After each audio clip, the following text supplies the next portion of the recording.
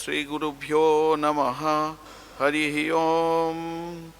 ॐ सहना भवतु सहनौ भुनक्तु सह वीर्यं करवावहै तेजस्विनावधीतमस्तु मा विद्विषावहै।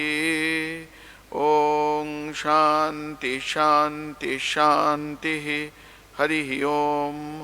ॐ नमो भगवते वैवस्वताय मृत्यवे ब्रह्मविद्याचार्याय नचिकेतसे च।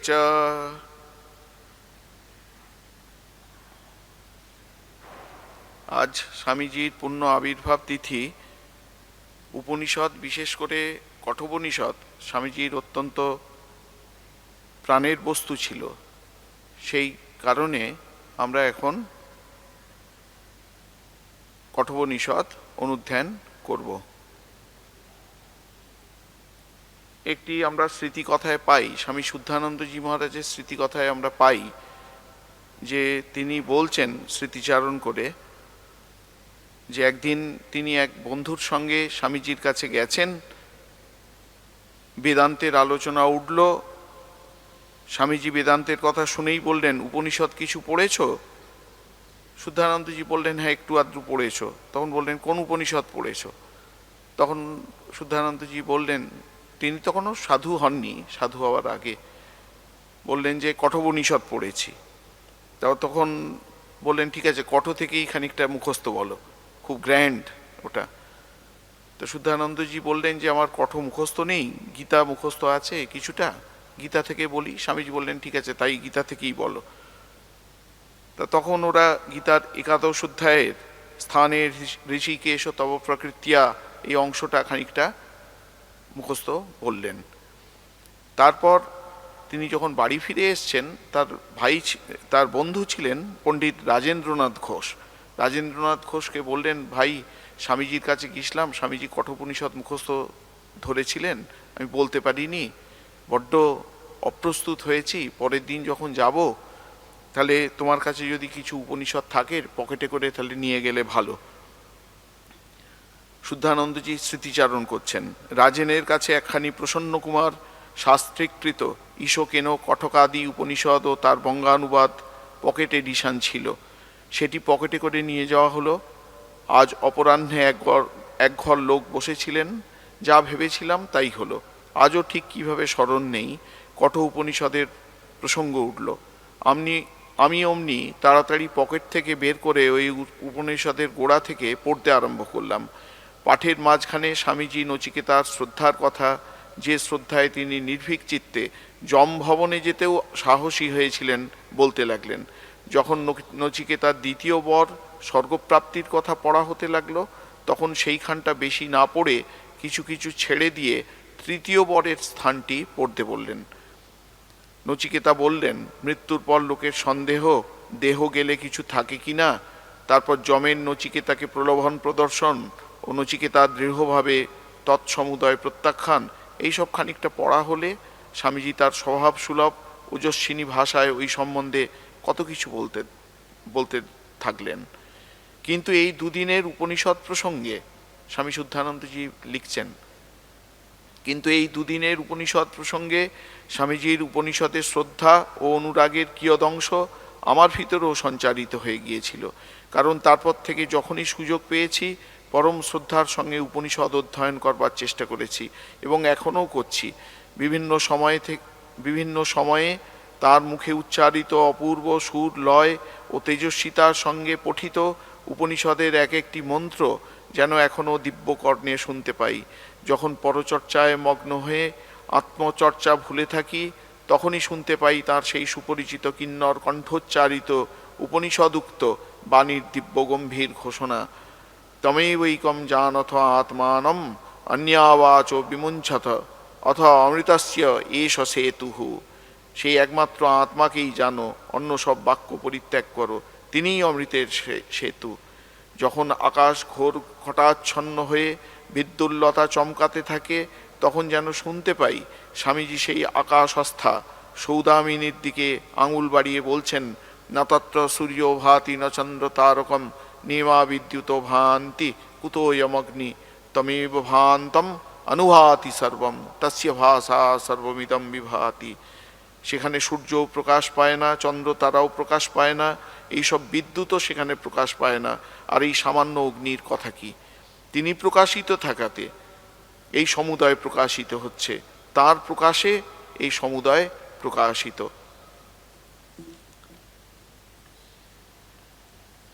আমরা যে উপনিষদের কথা বলি, সেই উপনিষদের কি অর্থ সেইটি যদি আমরা বিশ্লেষণ করতে চাই, আমরা দেখব শঙ্করাচার্য বলছেন যে উপপূর্বক নিপূর্বক ক্বিপ প্রত্যয় করে, সদ্ধাতুর ক্বিপ প্রত্যয় করে উপনিষদ শব্দটি আমরা পাচ্ছি। এই সদ্ধাতু এর তিনটি অর্থ হতে পারে। শঙ্করাচার্য বলছেন যে সদে ধাতোর বিসরণগতি অবসাদন অর্থস্য উপনিপূর্বস্য ক্বিপ প্রত্যয়ান্তস্য রূপমিদম উপনিষদ ইতি। সুতরাং এই বিসরণ শব্দেও হতে পারে, বিসরণ মানে হচ্ছে ধ্বংস, গতি অর্থে এক জায়গা থেকে এক জায়গায় যাওয়া, প্রাপ্তি, গতি অর্থে প্রাপ্তি, এটিও হতে পারে। আরেকটা হতে পারে অবসাদন, অবসাদন মানে হচ্ছে শৈথিল্য। তা এখন প্রশ্ন হলো যে উপনিষদ শব্দ, উপনিষদ এই শব্দ যখন আমরা ব্যবহার করব, কোন শব্দটা গ্রহণ করব? শঙ্করাচার্য বলছেন যে তিনটি শব্দই উপনিষদের ক্ষেত্রে প্রযোজ্য। কারণ বিসরণ মানে হচ্ছে ধ্বংস, বিধ্বংসনাৎ বিনাশনাৎ। কিসের ধ্বংস? না সংসার বীজস্য, সংসার বীজের ধ্বংসপ্রাপ্তি এই উপনিষদ রূপ বিদ্যার মধ্য দিয়ে, চর্চার মধ্য দিয়ে, অনুধ্যানের মধ্য দিয়ে সম্ভব। আরেকটি অর্থ হচ্ছে সদ্ধাতুর গতি। পরম ব্রহ্ম গময়তি ইতি ব্রহ্ম গময়ত্রিত্বেন যোগাদ ব্রহ্মবিদ্যা উপনিষদ। যেহেতু এই বিদ্যা ব্রহ্মবিদ্যার ব্রহ্মপ্রাপ্তির সহায়ক, সেই জন্য এই উপনিষদ শব্দে যদি আমরা গতি প্রাপ্তি এই অর্থ ধরি, তাহলেও সেটা ঠিক ঠিক অ্যাপ্রোপ্রিয়েট হবে। আর সদ্ধাতুর অর্থ যদি অবসাদন, অবসাদ, শৈথিল্য, লুজেনিং এইসব আমরা ধরি, তাহলেও কি হবে? স্বর্গলোক ফলপ্রাপ্তি হেতুত্বেন গর্ভবাস জন্মজরাদি উপদ্রববৃন্দস্য লোকান্তরে পৌনপুণ্যেন প্রবৃত্ত্যস্য অবসাদয়ত্রিত্বেন শৈথল্যাপদানেন। স্বর্গলাভ হলো, কিন্তু স্বর্গলাভ হলেও একদিন সেই স্বর্গ ভোগের শেষ হবে, আবার তাকে ক্ষীণে পুণ্যে মর্তলোকম বিশান্তি, আবার এই পৃথিবীতে জন্মগ্রহণ করতে হবে।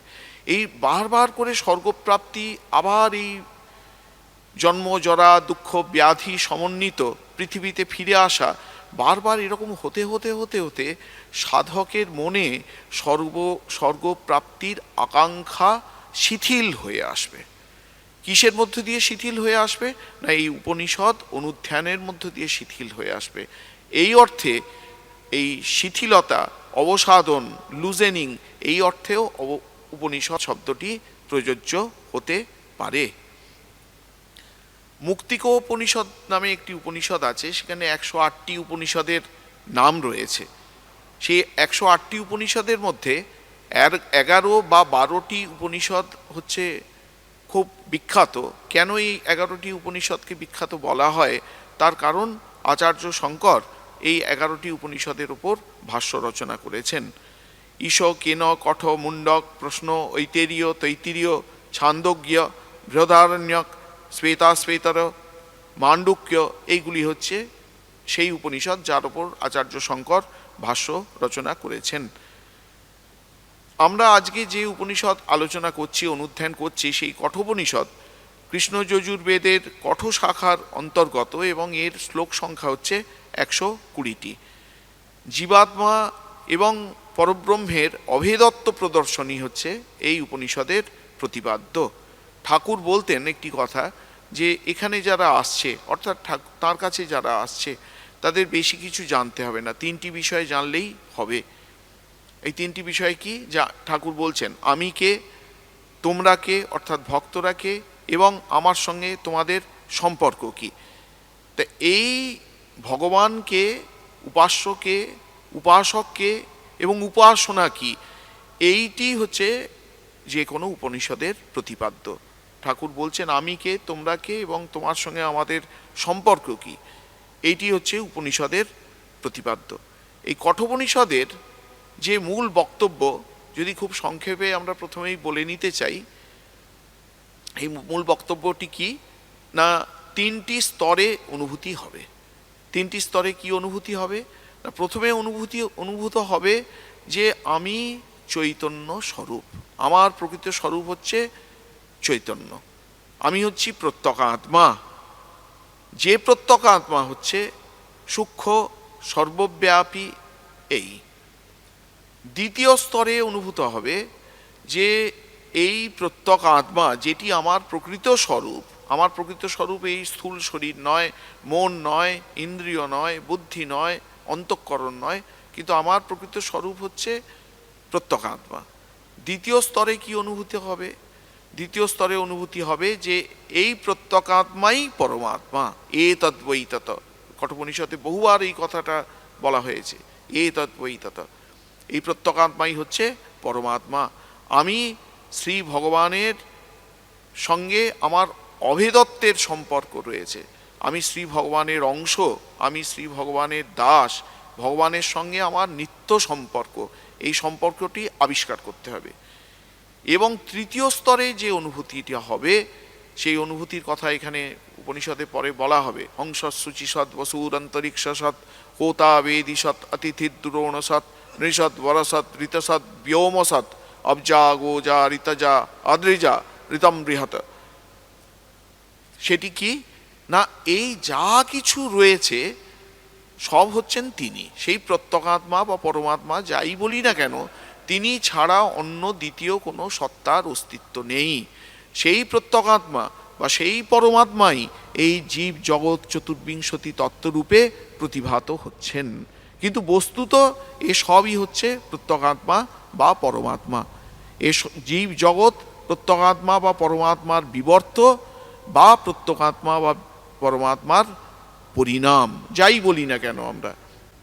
কিন্তু ভগবান ছাড়া আর কিছু নেই। স্বামীজি একটি চিঠি লিখেছিলেন মেরি হেলকে। So Mary Hale, allow me tell you mar my doctrine, wronging, balking, I never taught such queer thought, all is God, unmeaning talking. But this I say, remember, pray, God alone is true, all else is nothing. The real in me is none but He, never, never matter changing. Mary Hale, তুমি আমার তত্ত্ব কিচ্ছু বুঝতে পারোনি। তুমি মনে করছো যে অল ইজ গড, আনমিনিং টকিং, তুমি মনে করছো এই ঘড়িটার একটা অস্তিত্ব আছে, তারপর ভগবান বোধহয় এই ঘড়িটার মধ্যে কোথাও ঢুকে বসে আছেন, এই টেবিলটার অস্তিত্ব আছে, তারপরে ভগবান এখানে কোথাও ঢুকে বসে আছেন, তাহলে এটা অদ্বৈত হয় না, এটা দ্বৈত সত্তা হয়ে যায়। আমি এই তত্ত্ব বোঝাতে চাইনি, তুমি আমার তত্ত্বকে ভুল বুঝছো। আমি যেটা বোঝাতে চেয়েছি যে একমাত্র ভগবানই আছেন, একমাত্র পরমাত্মাই আছেন। তিনি কখনো এই ঘড়ি রূপে আমাদের কাছে প্রতীয়মান হচ্ছেন, কখনো টেবিল রূপে প্রতীয়মান হচ্ছেন, কখনো জীব রূপে প্রতীয়মান হচ্ছেন, কখনো জগৎ রূপে প্রতীয়মান হচ্ছেন, কখনো চতুর্বিংশতি তত্ত্বরূপে প্রতীয়মান হচ্ছেন। একটাই সত্তা রয়েছে। এই তত্ত্ব প্রতিপাদন করাই হচ্ছে উপনিষদের মূল উদ্দেশ্য, এবং কঠোপনিষদও এর কোনো ব্যতিক্রম নয়। কঠোপনিষদ শুরু হচ্ছে একটি আখ্যায়িকা দিয়ে, একটি গল্প দিয়ে শুরু হচ্ছে। কেন একটা গল্প দিয়ে এত গুরুগম্ভীর একটি উপনিষদ শুরু হচ্ছে? শঙ্করাচার্য প্রথম একটি কারণ দেখাচ্ছেন, বলছেন তত্র আখ্যায়িকা বিদ্যা স্তুত্যর্থা। এই আখ্যায়িকা হচ্ছে বিদ্যার স্তুতির জন্য, এর মধ্য দিয়ে বিদ্যারই স্তুতি করা হচ্ছে, ব্রহ্মবিদ্যার স্তুতি করা হচ্ছে। দ্বিতীয় কারণ কেন একটি গল্প দিয়ে এই উপনিষদ শুরু হচ্ছে, সেটা হচ্ছে আমরা যদি known to unknown, near to far, concrete to abstract এরকমভাবে যাত্রা করি, যে যেটা জানি সেখান থেকে অজানার দিকে যাত্রা শুরু করব, তাহলে অজানা বিষয়টা চট করে বুঝতে পারি। কিন্তু প্রথমেই যদি অজানা বিষয় দিয়ে শুরু হয়, আমাদের মন সেখানে আকৃষ্ট হয় না, আমরা মনও নিবিষ্ট করতে পারি না এবং বিষয়টা ভালো করে বুঝতেও পারি না। এই জন্য যে গল্পটি দিয়ে শুরু হচ্ছে, সেই গল্পটি হচ্ছে আমাদের মনকে আকৃষ্ট করবে। তারপর ধীরে ধীরে ধীরে ধীরে বিমূর্ত বিষয়ের দিকে উপনিষদ আমাদের নিয়ে যাবেন। তৃতীয় কারণ কেন একটা আখ্যায়িকা দিয়ে শুরু হচ্ছে, সেটি হচ্ছে আমাদের আগেকার দিনে, এই আমাদের এখনকার দিনে শিক্ষাতত্ত্বে আমরা বিভিন্ন মেথডের কথা বলি, তার মধ্যে একটি মেথডের কথা আদিকালে ভারতবর্ষে প্রচলিত ছিল, সেটাকে বলা হতো স্টোরি টেলিং মেথড। গল্প শুনতে কে না ভালোবাসে। যেই বলা হবে এক যে ছিল রাজা, অমনি বাচ্চা বাচ্চা ছেলেমেয়েরা সব গভীর মনোযোগ দিয়ে সেটি শুনতে আগ্রহী হবে। সেই জন্য গল্প দিয়ে শুরু হচ্ছে, যাতে শ্রোতারা চট করে এই বিষয়ের মধ্যে, গুরুগম্ভীর বিষয়ের মধ্যে প্রবেশ করতে পারে। ওং উষণ হবৈ বাজস্রবস সর্ববেদ সমদদৌ তস্য হ নচিকেতা নাম পুত্র আস।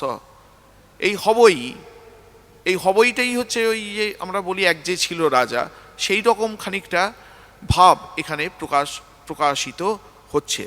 যে কোনো এক সময় একজন ঋষি, তার নাম ছিল বাজস্রবস, তিনি যজ্ঞ করেছিলেন।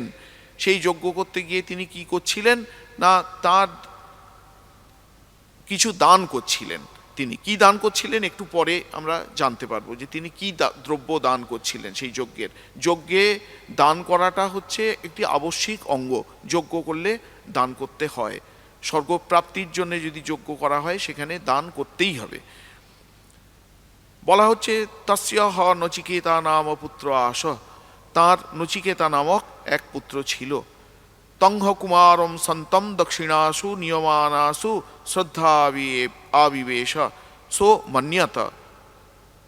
তিনি দান করবেন বলে কিছু গরু তখন তার কাছে নিয়ে যাওয়া হচ্ছিল, অর্থাৎ তিনি গোদান করছিলেন।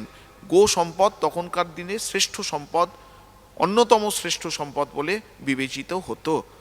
সেই জন্যই বাজস্রবস ঋষি যজ্ঞের অঙ্গ হিসাবে যে গোদান করবেন, সেই গরুগুলোকে যজ্ঞস্থলিতে নিয়ে যাওয়া হচ্ছিল। তার শিশুপুত্র নচিকেতা সেখানে দাঁড়িয়েছিল, কিন্তু গরুগুলোর সঙ্গীন অবস্থা দেখে তার মধ্যে শ্রদ্ধা প্রবেশ করল। উপনিষদ বলছেন যে নচিকেতার মধ্যে শ্রদ্ধা আবিবেশ, তার মধ্যে শ্রদ্ধা প্রবেশ করলো, শ্রদ্ধার আবেশ হলো তার। কীরকম এই শ্রদ্ধাটা না, নচিকেতা মনে মনে ভাবছে যে পিতোদকা জগ্ধতৃণা দুগ্ধ দোহা নিরিন্দ্রিয়াহ আনন্দানামতে লোকান স্থান সগচ্ছতি তা দদৎ। এই যে গরুগুলো নিয়ে যাওয়া হচ্ছে, এদের তো অবস্থা অত্যন্ত সঙ্গীন। পিতোদকা, চিরকালের মতো জল খেয়ে নিয়েছে, এরপরে আর জল খেতে পাবে কিনা, কারণ জল খাওয়ার সামর্থ্য থাকবে কিনা এ নিয়ে সন্দেহ। মানে ঘাটের মরা গরু আর কি। জগ্ধতৃণা, আর ঘাস খাওয়ার শক্তিও এই গরুগুলো হারিয়ে ফেলেছে। মুখের সামনে ধরে দিলেও খেতে পারবে কিনা সন্দেহ। দুগ্ধ দোহা, দুধ দেওয়ার ক্ষমতা তাদের চলে গেছে। নিরিন্দ্রিয়া, এই গরুগুলোর কখনো আর বাচ্চা হবে না। সুতরাং এই গরুগুলো দিয়ে কারোর কোনো প্রয়োজনই সিদ্ধ হবে না। তা সুতরাং এই রকম গরু দান করে নাম কেনবার চেষ্টার কোনো কি মানে হয়? এই যে ভাবটা নচিকেতার মধ্যে এলো, এটা কি শ্রুতি বলছেন যে তার মধ্যে শ্রদ্ধার উদয় হলো, শ্রদ্ধার আবেশ ঘটল। সহবাচ পিতরম, সে বাবাকে গিয়ে নচিকেতা বলতে শুরু করলো, তত কসময়ী মাং দাস্যতি ইতি, বাবা তুমি আমাকে কার কাছে দিচ্ছ? নচিকেতার মনের ভাবটা হচ্ছে এইটা, যে বাবা এই যে অত্যন্ত খারাপ কোয়ালিটির গরুগুলো দান করছেন, এতে নিশ্চয়ই পাপ হচ্ছে। সে পাপের কিছুটা স্খালন অন্তত হবে যদি বাবা আমাকে কারোর কাছে দান করেন, কারণ আমার তো কিছুটা মূল্য আছে, একেবারে অপাংতেও তো আমি নই। সুতরাং সে বাবাকে গিয়ে জিজ্ঞেস করছে, বাবা তুমি আমাকে কার কাছে দিচ্ছ? প্রথমবারে বাবা কোনো উত্তর দিলেন না। দ্বিতীয়বার সেই একই প্রশ্ন করলো, বাবা শুনেও যেন শুনলেন না। তৃতীয়বার যখন নচিকেতা ওই একই প্রশ্ন উচ্চারণ করলো, তং হোবাচ, বাবা তখন বললেন, মৃত্যবে ত্বা দদামি ইতি, আমি তোমাকে মৃত্যুকে দিলাম। কোনো সন্দেহ নেই যে এটা হচ্ছে রাগের কথা, এটা বাবার মনের কথা নয়। রাগের মাথা বাবা মা কত কিছুই তো বলেন। কিন্তু যেহেতু নচিকেতার মধ্যে শ্রদ্ধার আবেশ ঘটেছে, শ্রদ্ধা প্রবেশ করেছে, নচিকেতা বাবার এই ক্যাজুয়ালি রাগান্বিতভাবে বলা কথাটাকেও অত্যন্ত শ্রদ্ধার সঙ্গে গ্রহণ করছেন। তিনি মনে মনে ভাবছেন যে বাবা আমাকে কেন যমের কাছে দিলেন? বহুনামেমি প্রথমো বহুনামেমি মধ্যমঃ কিংস্বিদ যমস্য কর্তব্যম যৎ ময়া অদ্য করিষ্যতি।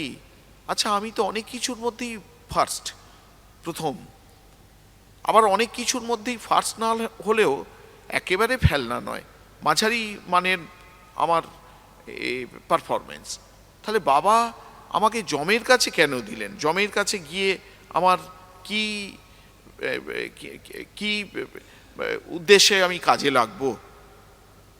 তা যাই হোক, নচিকেতা জমা লোকের দিকে অগ্রসর হতে থাকলেন। এখানে এই প্রশ্ন তোলা চলবে না যে কি করে একজন সশরীরে যমের আলয়ে এসে উপস্থিত হলেন, এটি আখ্যায়িকার অংশ বলে আমাদের ধরে নিতে হবে।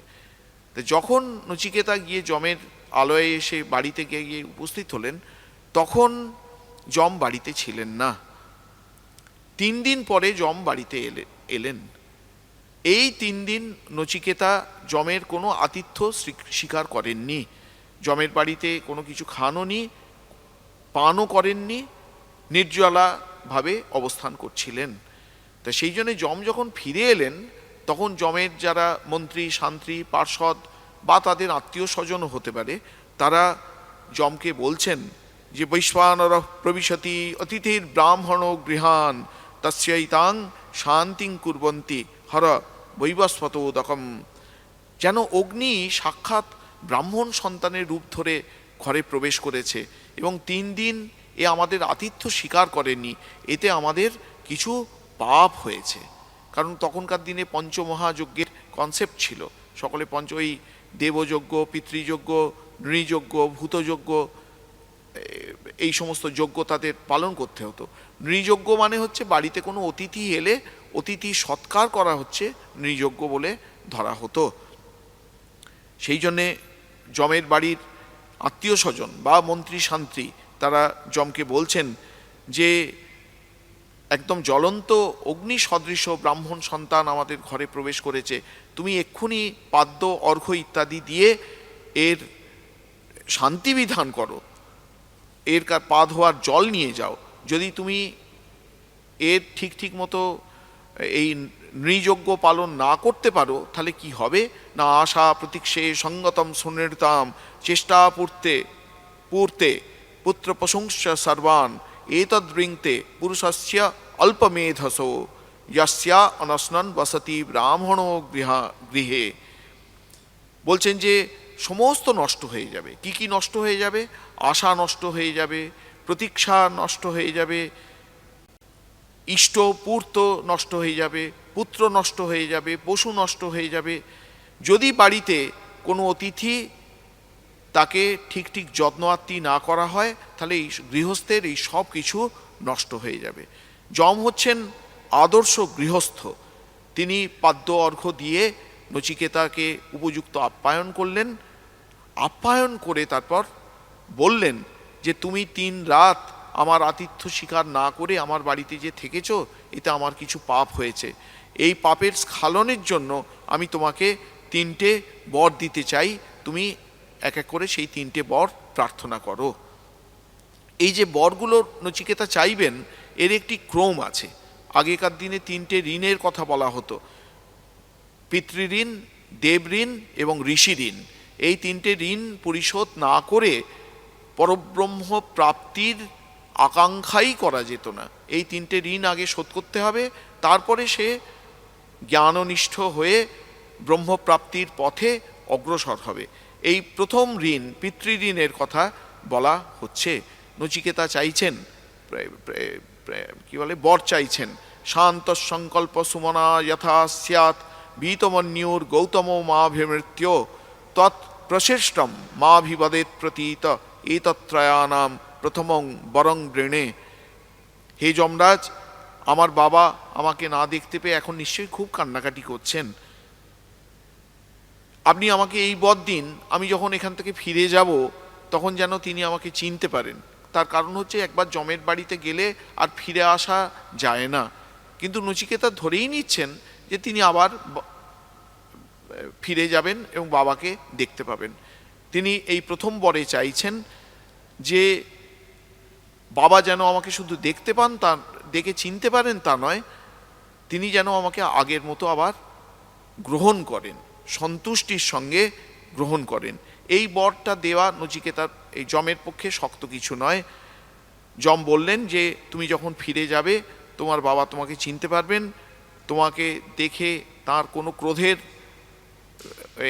উৎপাদন হবে না, তার কোনো রাগ হবে না, এবং তিনি এখন সুখে নিদ্রা যাচ্ছেন, তোমাকে খুব আদর করবেন। দ্বিতীয় বর হচ্ছে দেবঋণ সম্পর্কিত। স্বর্গে লোকে ন ভয়ং কিঞ্চনাস্তি ন তত্রত্বং ন জরায়া বিভেতি উভে তীর্থা অসনয়া পিপাসে শোকাতিগো মোদতে স্বর্গলোকে। নচিকেতা বলছেন যে আমরা শুনি স্বর্গে নাকি কোনো ভয় নেই, স্বর্গে কেউ আহার খাবারের অভাবে, পানীয়ের অভাবে কেউ কষ্ট পায় না, দিব্য আনন্দে সবাই মগ্ন থাকে। সুতরাং সেই স্বর্গপ্রাপ্তির সাধন তুমি জানো, স্বর্গপ্রাপ্ত হতে গেলে যে যজ্ঞ করতে হয় সেই যজ্ঞ তুমি জানো, সেই যজ্ঞের অগ্নি কিভাবে চয়ন করতে হয় সেটি তুমি জানো, সেই যজ্ঞের বেদী কিভাবে সাজাতে হয় সেটি তুমি জানো। তুমি এখন দয়া করে আমাকে সেই স্বর্গপ্রাপ্তির উপায় সম্পর্কে উপদেশ করো। এটিই হচ্ছে আমার দ্বিতীয় বর। যম এই দ্বিতীয় বরে সমস্ত বিশদভাবে বর্ণনা করলেন যে কি করে বেদী সাজাতে হবে, কি করে অগ্নি চয়ন করতে হবে, কতবার আহুতি দিতে হবে। বলে তারপর নচিকেতা তো বাচ্চা ছেলে, বলছেন আচ্ছা বলো তো তোমার ঠিক ঠিক মনে আছে কিনা কি বললাম। নচিকেতার এত মেধা যে হুড়ুড় করে তিনি সবটা বলে গেলেন যে কিভাবে বেদী সাজাতে হবে, কিভাবে অগ্নিচয়ন করতে হবে। এবং এতে অত্যন্ত খুশি হয়ে, এই নচিকেতার মেধা দেখে অত্যন্ত খুশি হয়ে যমরাজ তাকে ওই অগ্নিবিদ্যা তো দিলেনই, তার সঙ্গে সঙ্গে শৃঙ্কাং চয় ইমাম অনেক রূপাম গৃহাণ, তাকে একটি বহু রত্নময়ী মালাও উপহার দিলেন ফাউ হিসাবে। শঙ্করাচার্য বলছেন এটি রত্নময়ী মালাও হতে পারে, বা যদ্বা শৃঙ্কাম অকুৎসিতাম গতিম কর্মময়ী গৃহাণ, কর্মময় বিজ্ঞান তত্ত্বও হতে পারে, যেন কর্মতত্ত্ব উপদেশ করলেন, এই অর্থ হতে পারে। এবার হচ্ছে তৃতীয় বরের কথা আসছে। নচিকেতা জিজ্ঞেস করছেন येयं प्रेते विचिकित्सा मनुष्ये अस्तित्वेके नायमस्तीति चैके एतद्विद्यामनुशिष्टस्तयाहं वराणाम एष परस्तृतीयः। মানুষ মরে গেলে এই যে সংশয়, যে কেউ কেউ বলেন যে মানুষের শরীরটা মরে গেছে কিন্তু তার আত্মা অমুক অমুক জায়গায় গেছে, আবার কেউ কেউ বলে যে না, মানুষের শরীর, মানুষ মরে গেল, শরীরটা পুড়িয়ে দেয়া হলো, ব্যাস আর কিচ্ছু পড়ে থাকে না, আত্মা বলে কিছু সত্তা নেই। তোমার কাছে আমি জানতে চাই যে মানুষের মৃত্যুর পর সত্যিই কিছু থাকে কিনা। অর্থাৎ নচিকেতা এখন আত্মতত্ত্ব সম্পর্কে জিজ্ঞেস করছেন। এইটি শুনে যমরাজ আপাত একটু ক্রোধের ভাব যেন প্রকাশ করতে লাগলেন। দেবৈরত্রাপি বিচিকিৎসিতম পুরা নহি সুবিজ্ঞেয়ম অনুরেশ ধর্মঃ অন্যম্বরম নচিকেতো ঋণীস্ব মামোপরৎসি রতিমা সৃজৈনম। দেবতারা পর্যন্ত এই আত্মতত্ত্ব জানে না, আর তুমি একটা সামান্য শিশু, তুমি আমার কাছে আত্মতত্ত্ব জিজ্ঞেস করছো। তুমি অন্য কিছু চাও, তৃতীয় বর হিসাবে অন্য কিছু তুমি চাও, আমি তোমাকে সেই বর দেবো, কিন্তু এই তত্ত্ব তুমি জানতে চেও না, কারণ দেবতারাও পর্যন্ত এর অধিকারী নন, এই তত্ত্ব জানবার অধিকারী নন। নচিকেতা ছাড়বার পাত্র নন। আসলে নচিকেতাকে যমরাজ পরীক্ষা করছেন। নচিকেতা বলছেন যে আপনি নিজেই বলছেন দেবতারাও এই তত্ত্ব জানেন না, তার মানে আপনিই একমাত্র এই তত্ত্ব জানেন। আর সেই আপনাকে যখন আমি সামনে পেয়েছি, তখন এই আত্মতত্ত্ব ব্যতীত অন্য কিছুই আমার জানার বিষয়, আগ্রহের বিষয় হতে পারে না। তৃতীয় বরে এই আত্মতত্ত্ব প্রাপ্তির আকাঙ্ক্ষাই আমি করছি।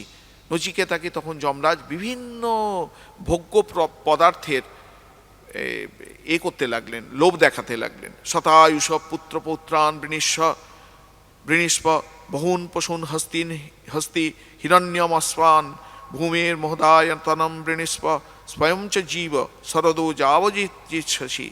বলছেন তুমি 100 বছর পরমায়ু চাও, বহু সংখ্যক পুত্র পৌত্র চাও, পশু, হাতি, ঘোড়া সোনা, পৃথিবীর যতটা জায়গা ইচ্ছা, যা তোমার মনে চাইছে তুমি সব কিছু চাও, আরও অনেক কিছুর লোভ দেখাতে লাগলেন।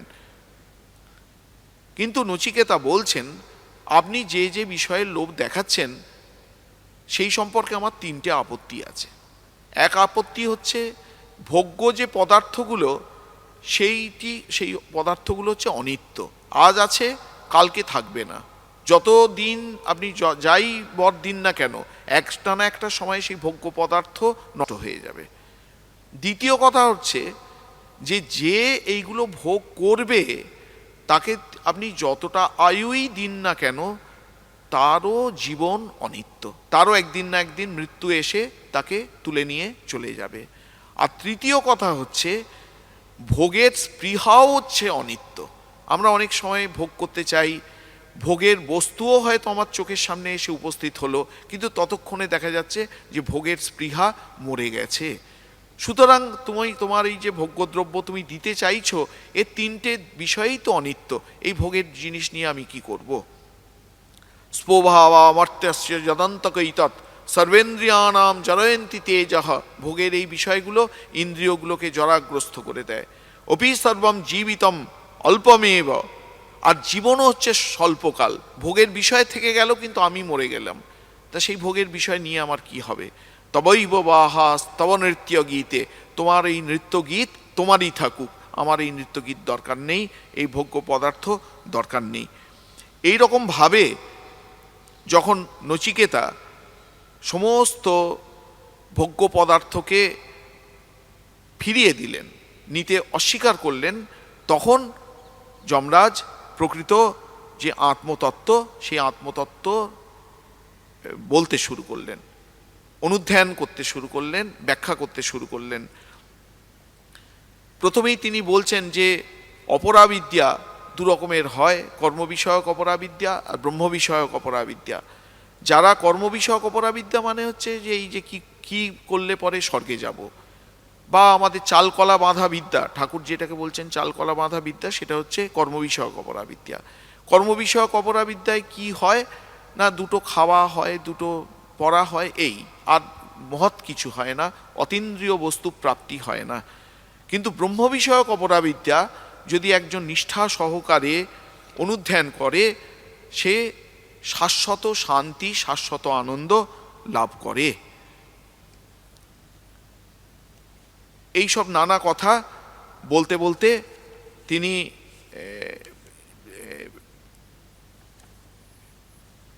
বলছেন যে এই যে ব্রহ্মবিদ্যার কথা আমি বলছি, এই ব্রহ্মবিদ্যার উপাসনার পথ আছে। এর উপাসনার কথা আগে তোমাকে বলি, তারপরে এই বিদ্যা সম্পর্কে আর একটু বিশদভাবে বলবো। এই ব্রহ্মবিদ্যা উপাসনা যে তুমি করবে তার প্রতীক কি হবে? একটা প্রতীক তোমাকে অবলম্বন করতে হবে। সেই প্রতীকটি কি? সেই প্রতীকটি হচ্ছে ওঙ্কার বা প্রণব। সর্বে বেদা যৎ পদম আমনন্তি তপাংসি সর্বাণি চ যৎ বদন্তি যদিচ্ছন্ত ব্রহ্মচর্যম চরন্তি তত্তে পদম সংগ্রহেণ ব্রবীমি ওম ইতি এতৎ। এই ওঙ্কার হচ্ছে সেই প্রতীক, যেই প্রতীকের ওপর উপাসনা করলে তুমি যে প্রশ্ন জিজ্ঞেস করছো আত্মতত্ত্ব বিষয়ে, সেই আত্মতত্ত্ব প্রাপ্তির পথ সুগম হবে। একদিন একজন হিন্দিভাষী সাধু আমরা কথামৃতে দেখতে পাই, দক্ষিণেশ্বরে এসেছিলেন। ঠাকুর তাকে নিজের পাশে বসিয়ে প্রশ্ন করেছিলেন, আচ্ছা জীব, ঈশ্বর কীরকম? তা সেই সাধু উত্তর দিয়েছিলেন ওঙ্কার। তখন ঠাকুর বলেছিলেন, ও তো বাচ্য হ্যায়। তখন সেই সাধু বলেছিলেন, ওহি বাচ্য হ্যায় ওহি বাচক হ্যায়। ওই ওঙ্কারই হচ্ছে বাচ্য এবং ওঙ্কারই হচ্ছে বাচক। এই শুনতে শুনতে ঠাকুর নির্বিকল্প সমাধিমগ্ন হয়েছিলেন। কথামৃতে এর বিস্তারিত বর্ণনা আছে। ওখানে আবার মাস্টারমশাই কথামৃতে কোট করছেন একটি শাস্ত্র থেকে, বাচ্য বাচক অভেদেন ত্বমেব পরমেশ্বর। তা যম বলছেন, এতদ্ধেবাক্ষরম ব্রহ্ম এতদ্ধেবাক্ষরম পরম এতদ্ধেবাক্ষরম জ্ঞাত্বা ইয়ো যদিচ্ছতি তস্য তৎ। এই ওঙ্কারই হচ্ছে অপরব্রহ্মের প্রতীক। অপরব্রহ্ম মানে হচ্ছে হিরণ্যগর্ভ, যেটাকে কার্যব্রহ্ম বলা হয়। এগুলো সব টেকনিক্যাল টার্ম, আমাদের সময় বেশি নেই এইগুলো আলোচনা করার। আর এতদ্দেবাক্ষরম পরম, এই ওঙ্কারই হচ্ছে পরব্রহ্মেরও প্রতীক, অর্থাৎ কারণ ব্রহ্মের প্রতীক। কার্য ব্রহ্ম কোথা থেকে উৎপন্ন হয় না, কারণ ব্রহ্ম থেকে উৎপন্ন হয়। কেউ যদি মনে করেন এই ওঙ্কার কার্যব্রহ্ম হিরণ্যগর্ভের প্রতীক, আমি এই হিরণ্যগর্ভের ওপর উপাসনা করব, তাহলে তার হিরণ্যগর্ভ প্রাপ্তি হবে। আর যদি কেউ মনে করেন এই ওঙ্কার হচ্ছে পরব্রহ্মের প্রতীক, আমি ওঙ্কারের উপাসনা করে পরব্রহ্ম প্রাপ্তির প্রয়াস করব, চেষ্টা করব, তাহলে তার পরব্রহ্ম প্রাপ্তি হবে।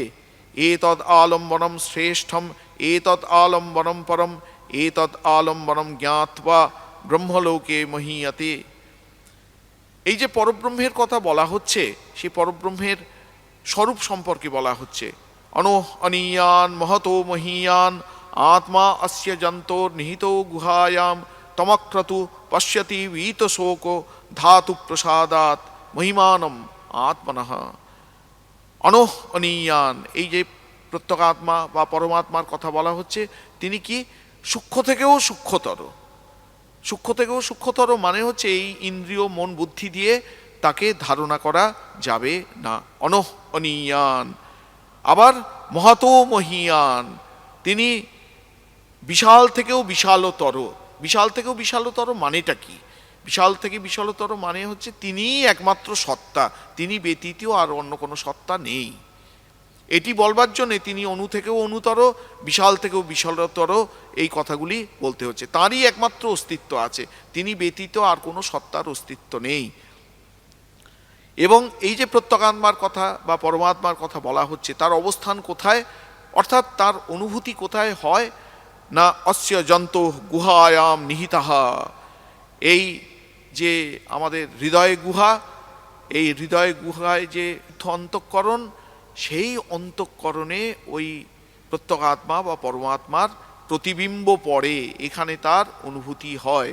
ওই জন্যে ঠাকুর বলতেন যে হৃদয় হচ্ছে ডঙ্কা মারা জায়গা, এখানে ইষ্ট চিন্তা করতে হয়। এই কারা এই প্রত্যেকাত্মা বা পরমাত্মা এর অনুভূতি করতে পারবেন না, অক্রত ধাতু প্রসাদাত মহিমানম আত্মনঃ, যারা অক্রতু নিষ্কাম পুরুষ, যে মুহূর্তে বাসনা চলে যাবে সেই মুহূর্তেই অনুভূতি হবে। কারণ এই অনুভূতি কোনো শর্ত সাপেক্ষ নয়, একটি শর্ত রয়েছে যে বাসনা চলে যেতে হবে। এই অনুভূতি, এই ব্রহ্মের অনুভূতি উৎপাদ্য নয়, কোনো কিছু দিয়ে এটাকে যে ব্রহ্মানুভূতিকে উৎপাদন করা যাবে তা নয়। সংস্কার্য নয়, সংস্কার সাধনের মধ্য দিয়ে আমরা যেমন কোনো কিছু অর্চনা করে তারপর ভগবানকে নিবেদন করি, সুতরাং কোনো কিছু অর্চনা করলে তবে এই প্রত্যেকাত্মার অনুভূতি হবে, এমনটা নয়। আপ্য নয়, মন্ত্রোচ্চারণের মধ্য দিয়ে যে এই প্রত্যেকাত্মার অনুভূতি হবে তা নয়। বিকার্য নয়, দই যেমন দুধ যেমন দইয়ে পরিণত হয়, সেরকম কোনো একটা রাসায়নিক বিক্রিয়ার মধ্য দিয়ে এই প্রত্যেকাত্মার অনুভূতি হবে তাও নয়। কেন এই কথাগুলো বলা হচ্ছে? কারণ এই প্রত্যেকাত্মা হচ্ছে আমাদের স্বরূপ। প্রাপ্তের প্রাপ্তি কখনো হয় না, যেটা আমার কাছে অপ্রাপ্ত সেটার প্রাপ্তি হতে পারে, কিন্তু যেটা ইতিমধ্যেই আমার মধ্যে আছে, একটা অগ্নিকে আর একটা অগ্নি দিয়ে পুড়িয়ে দেয়া যায় না। শঙ্করাচার্য অন্যত্র বলবেন যে যেমন একটা অগ্নিকে পোড়ানোর জন্য আর একটা অগ্নির দরকার পড়ে না, এটা অসম্ভব, সেরকম প্রাপ্তের প্রাপ্তি কখনো হয় না। এই প্রত্যেকাত্মাই হচ্ছে আমাদের স্বরূপ। তাকে প্রাপ্তির জন্যে কেবলমাত্র প্রাপ্তির পথে যে বাধা আছে, বাধাটা কি না, কামনা বাসনা হচ্ছে বাধা। সেই কামনা বাসনা যে মুহূর্তে চলে যাবে, যিনি আছেন তিনি সপ্রকাশ, স্বয়ং প্রকাশিত হবে, তিনি সেলফ এফালজেন্ট, সেলফ লুমিনাস। ধাতু প্রসাদাত মহিমানম আত্মনঃ।